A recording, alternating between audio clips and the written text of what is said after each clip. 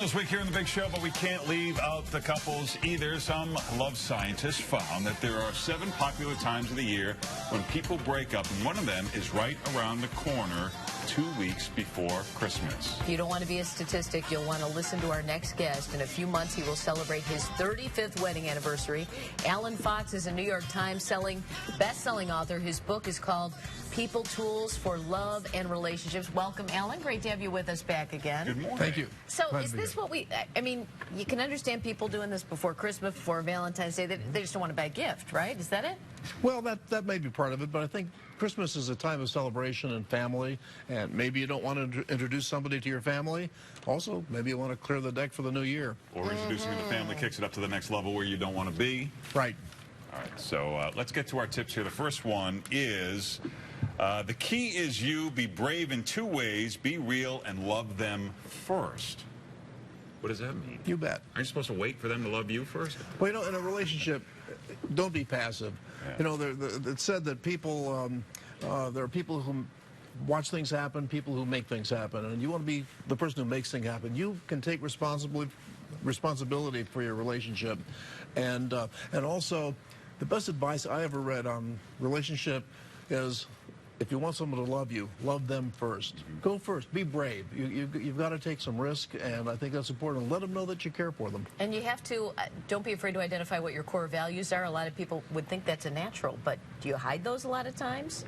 I think some people do. I know a woman, Miranda, and she used to talk to me. She said, I've been dating this guy for 3 weeks, and, you know, he smokes, and I really don't like that, and I'm going to break up. And they lived together for 3 years, and then broke up for the same reason.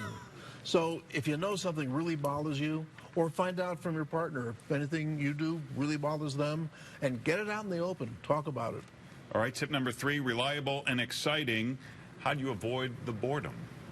Well, first, I think reliability is important. At least it's important for me in a relationship. You know, I don't want my wife to disappear for 3 days at a time, and I don't know what's happening.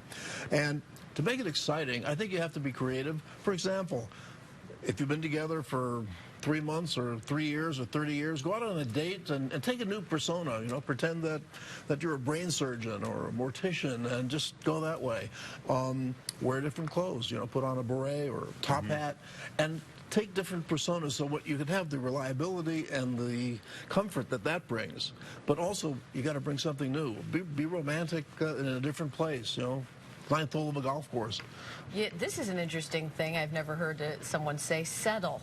Settle, settle, settle. Settle for someone you don't like? Is that what you mean? No. One of the biggest questions in a relationship is, should I stay? And we all have our view of what is a perfect relationship, what just is perfect. Now, for me, I say if I get 80% of what I think is perfect, that is plenty good enough. And, you know, you may want 90% or 70%, and this is an individual matter. If it's 60 to 79%, then maybe you want to start looking. If it's lower than 60%, get out and get another relationship. Well, since we're worried about breaking up at this time of year, I mean, is this, what if you meet someone now? Is this should you not try and go out on too many dates since we're so close to Christmas? Because then you're in that weird window, right? I mean, you're in that, do you get a gift? It's a weird, what do you do? Well, if you don't have a relationship, I think you should be open and available at any time, especially during Christmas and the holidays. I think that's a good way to meet new people. And if you don't have someone, you go to a family gathering, you meet somebody new, I think you should be open and available. And that is sort of tip number 5, have the strength to leave. It can be hard to leave when you kind of fall into this comfortable, even though it's not your 80%, it's comfortable. That's very true. Yeah. You know, it's said that a person is in your life for a season, a reason, or a lifetime. Oh, and I think you have to be able to make that distinction. Nice. How do you make that distinction? You got to print some T-shirts, my friend. That's good stuff. That is good stuff. All right, one last tip. If people are, you know, this time of year, people get a little blue about not having someone in their lives around Thanksgiving and the holidays. What do you tell people? I would say contact your friends, family, everyone you know. And it doesn't have to be family. You know, I find that many people I'm close to are not part of my family, but we resonate with each other. We get along.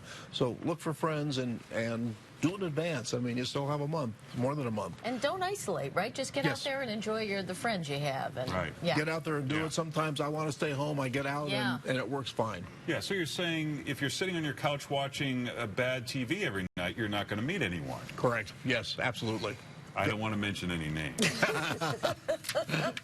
Check out Alan on Facebook. He's the expert, not Larry. Twitter, Instagram. He has his own website. Once again, the book is People Tools for Love and Relationships. Thanks again for Thanks, Alan. Thanks for being here. Time now for Around Town. Hey, Anna.